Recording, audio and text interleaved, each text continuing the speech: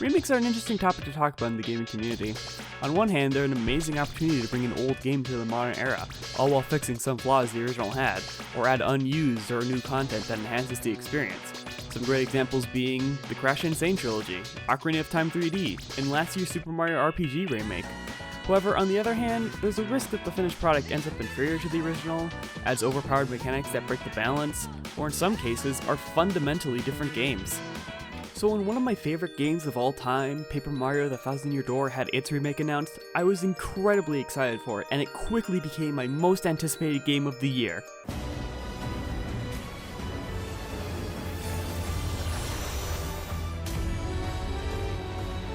I mean my second most anticipated game.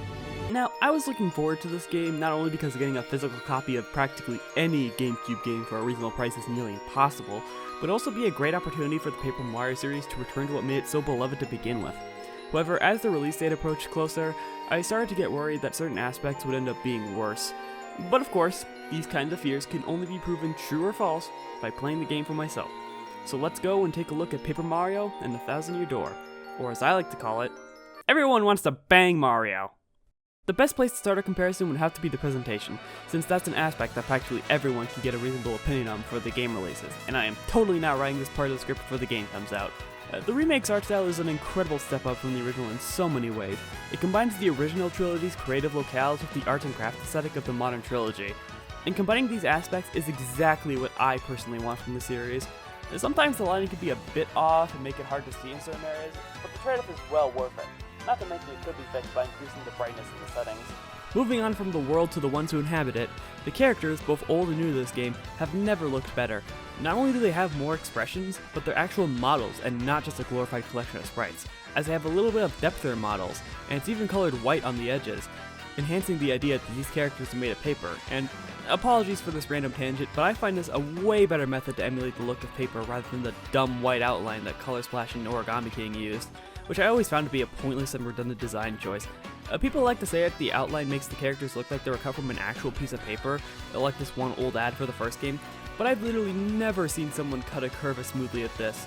Personally, I would have been more on board with this look if the edges were rougher and straighter, kinda like this concept art. The UI is a funny aspect to talk about because it's not very faithful to the original, and it's not like RPG's remake where there wasn't much to work with to begin with. But upon closer inspection, it's less cluttered and much better organized, like the new partnering menu. Some have said that the menu doesn't save any time compared to the old party menu, but let's be real. Do you really need to see the skills and stats for each partner when you'll just be using this menu to clear roadblocks?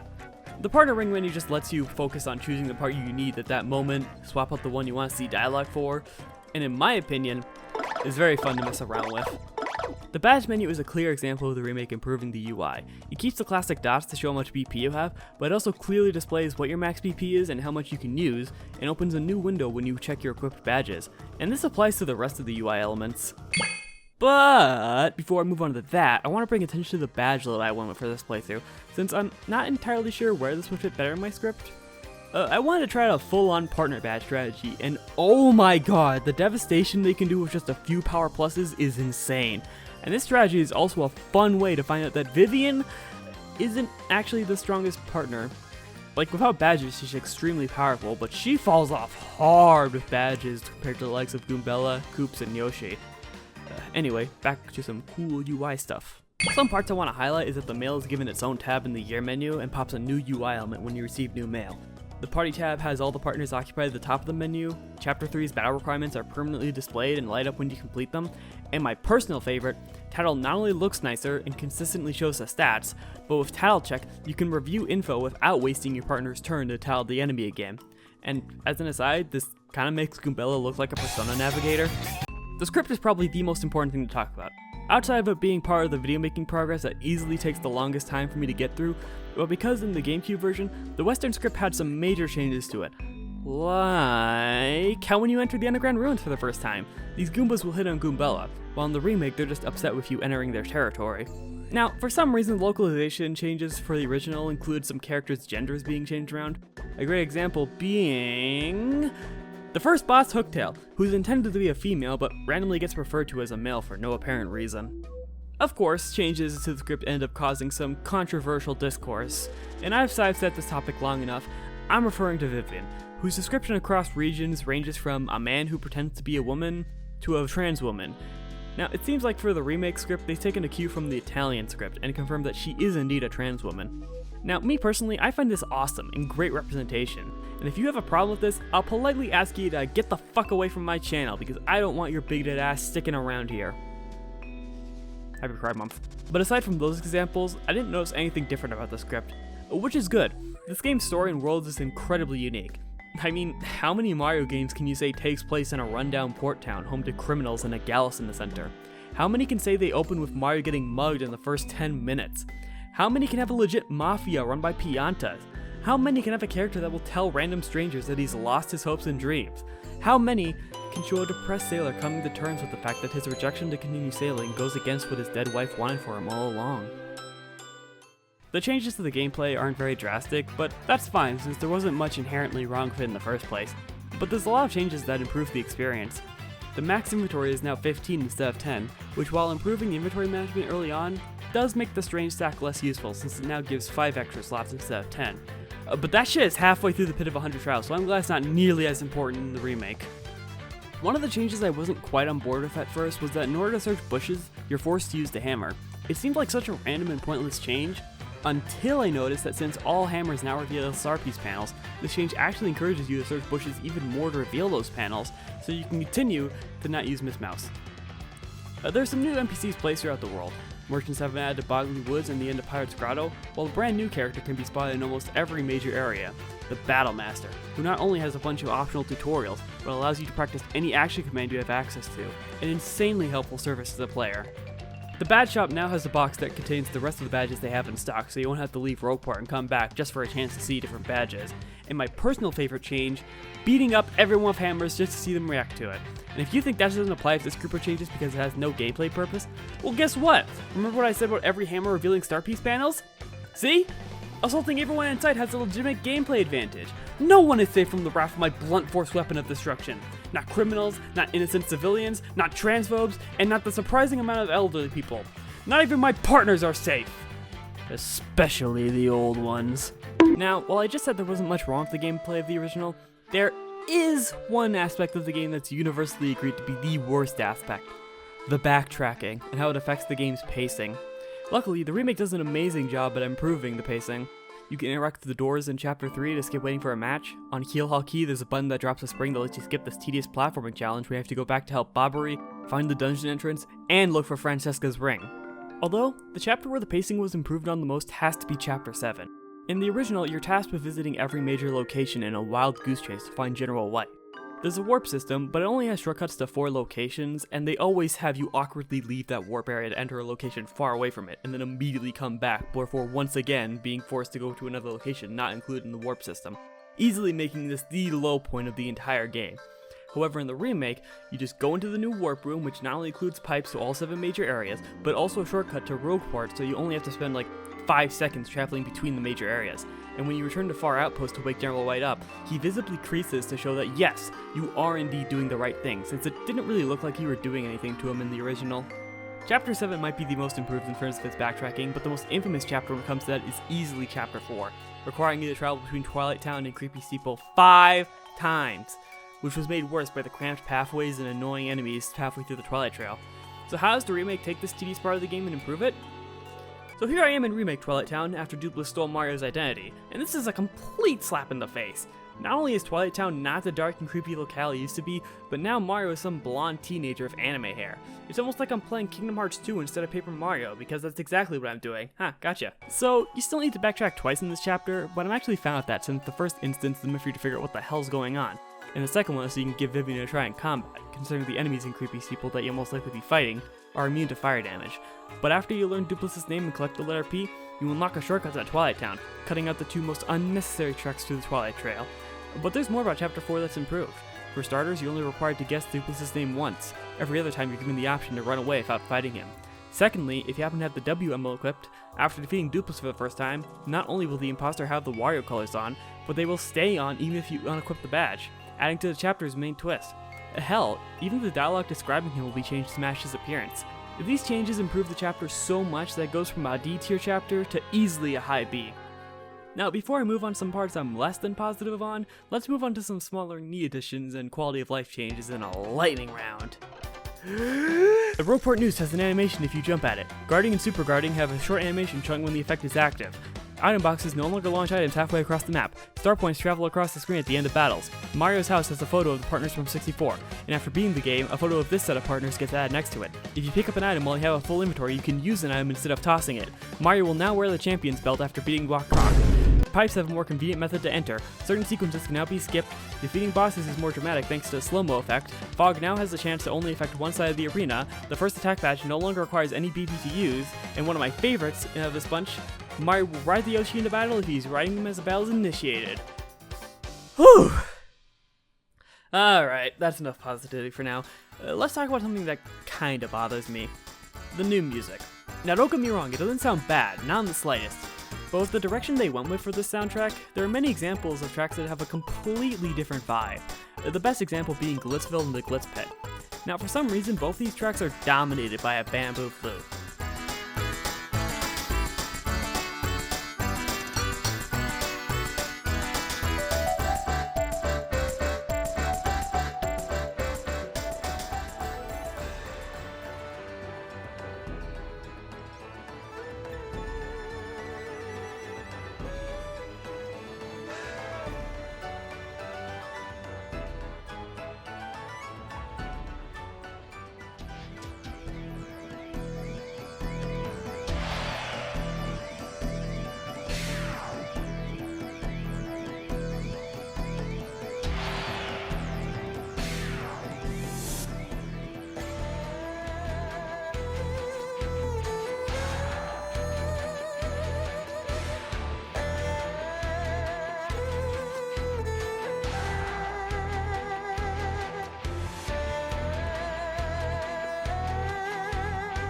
It's such a baffling inclusion, as if they thought the main focus of Glitzville is the Japanese architecture that's barely noticeable, and not the fighting arena bringing in tourists.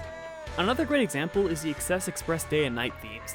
The remake outright removes the filter that made the original sound like it was actually playing in the train diegetically.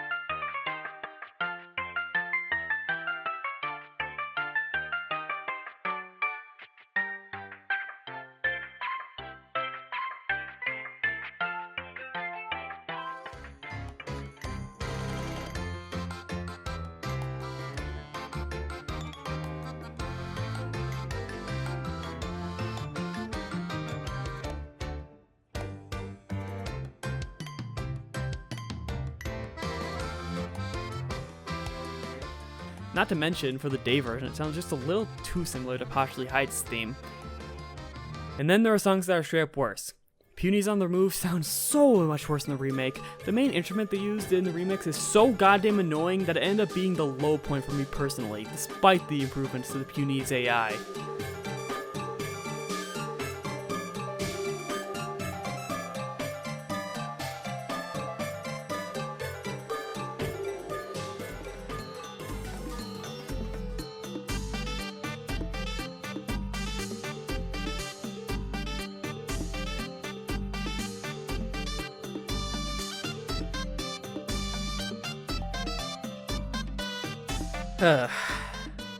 So that's the verdict, huh? I really don't like the remix soundtrack?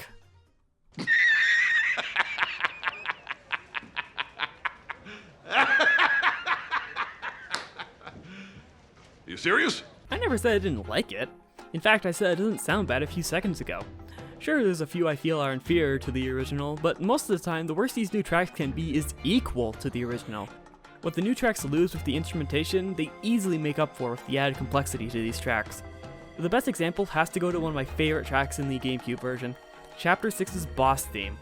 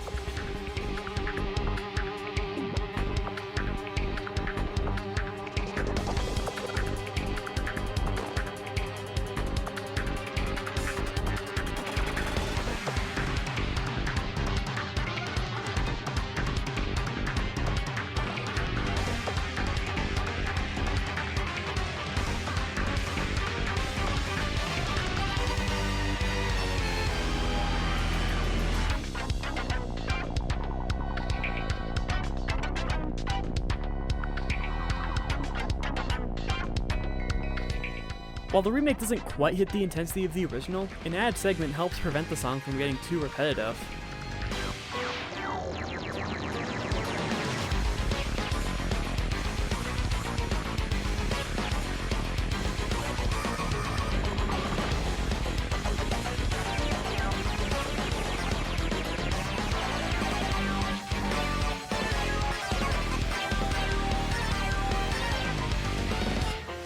Of course, there are some tracks that I firmly believe are even better.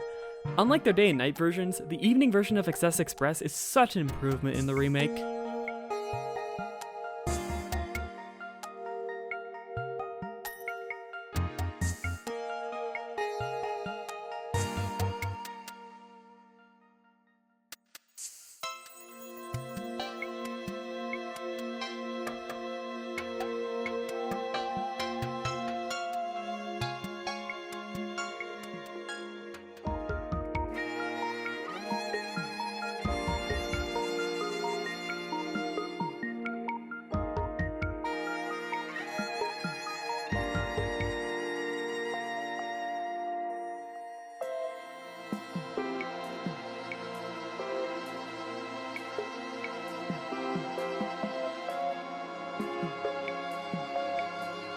Cortez's theme is such an intense remix, feeling more like a boss track than in the original.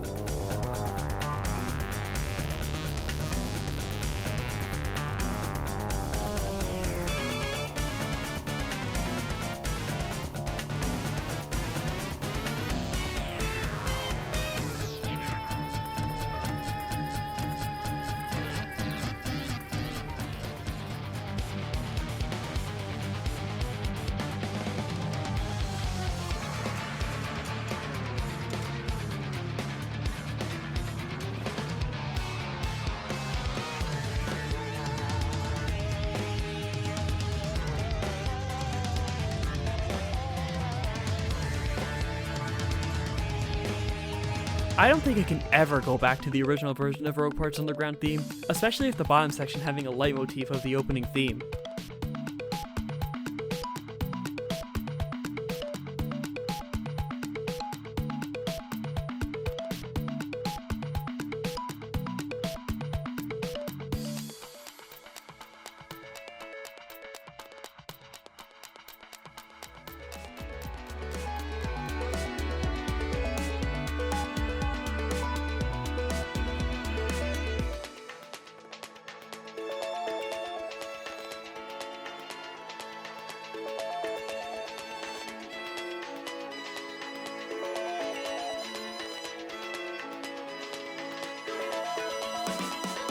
And I am happy to say that they did not mess up the most important song for this remake, the X-Naut Fortress.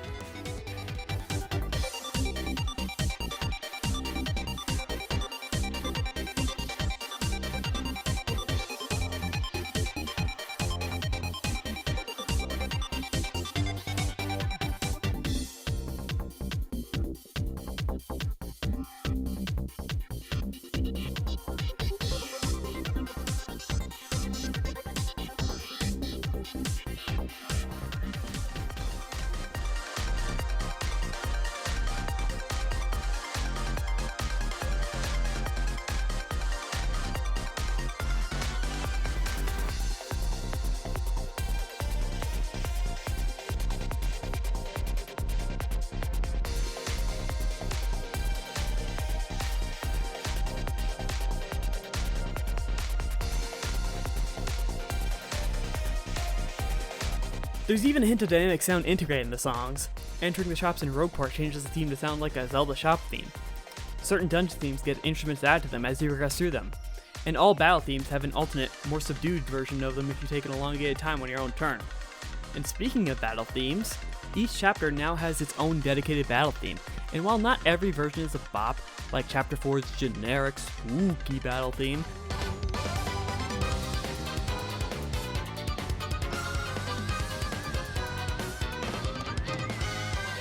but there are many great takes on it.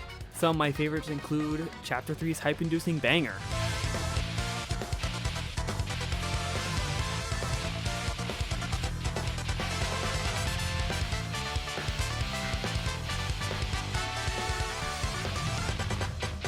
Chapter 6's jazzy take, due to the lack of encounters in said chapter, doesn't get heard as much.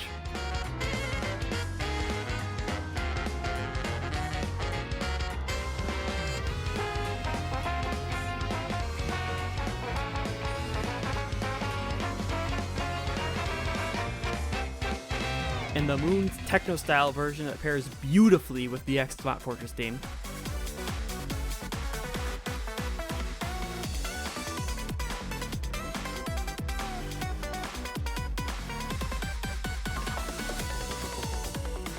The thing that really makes these different battle themes really great, though, is the fact that they all have a unique victory jingle assigned to them, and this applies to the boss and mini-boss themes. But they still didn't stop there and made completely original tracks, ranging from themes for the partners to new cutscene tracks that really add to the experience.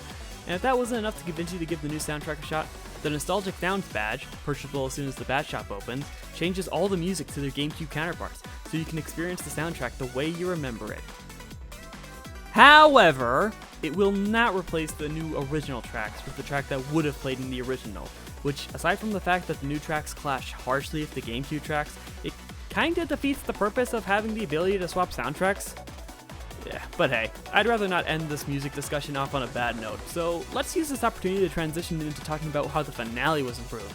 Reason number 1, the music.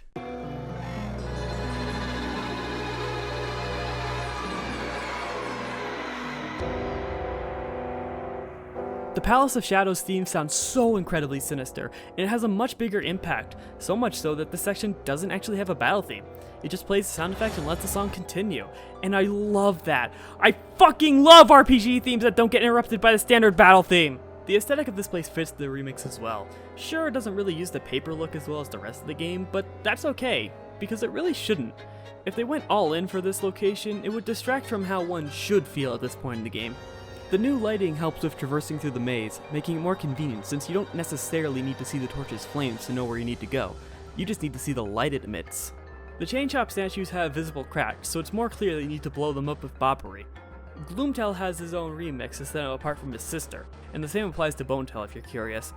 Literally, the only thing I don't outright love is that I personally prefer how the GameCube version of the tower theme sounds more mysterious and mystical.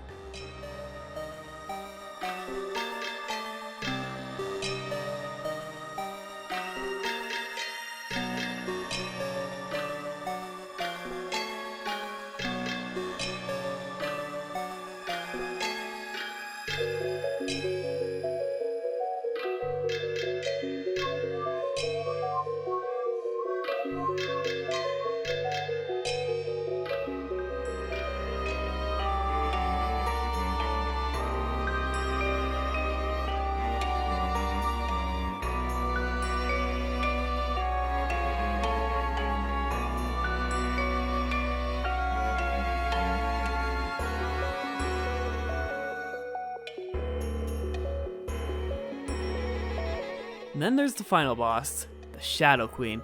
Her new look is insanely cool, having this cosmic look to her body, and the way the darkness envelops the world is so much more interesting, with the shadows rolling in with a collection of dark hands.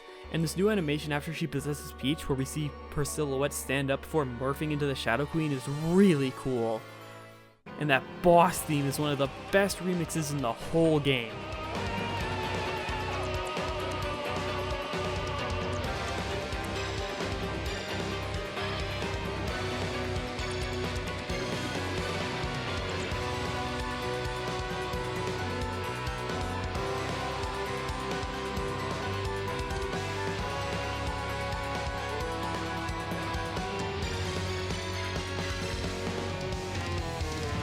And when she goes into her invincible phase, it perfectly encapsulates the feeling of hopelessness.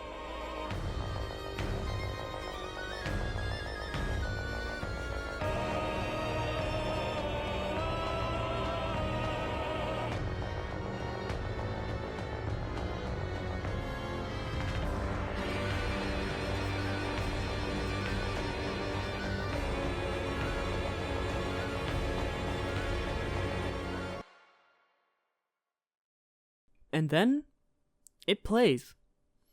The absolute best song in the entire soundtrack.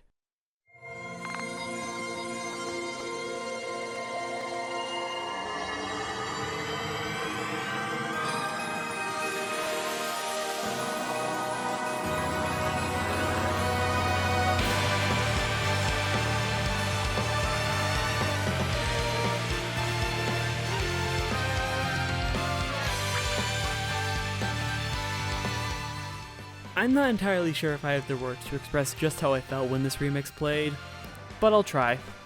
The original version did a great job of bringing hope to the player in the darkest moment in the whole game. The remix does a phenomenal job. Upon hearing it for the first time, it genuinely got me emotional. And if you know me, that's a big fucking accomplishment. The only other piece of media that had me like this was Final Fantasy XIV, but that's a game that was built up over the span of 10 years across 4 expansions. This is just a single moment in a 25+ hour long game. And with that, there's just one thing left to do.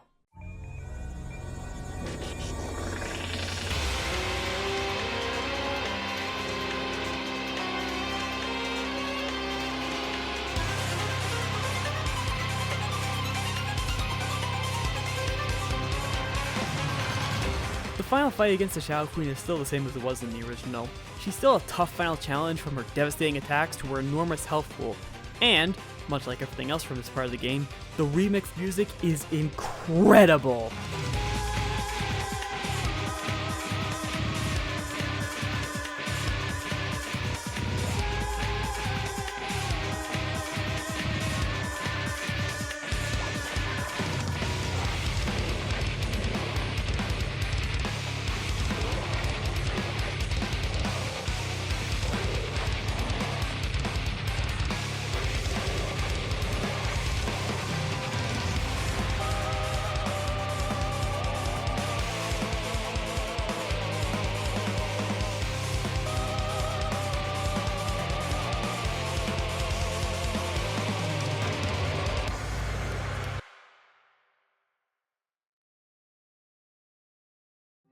Paper Mario: The Thousand Year Door was an incredible game back in the day, and it's an incredible game now.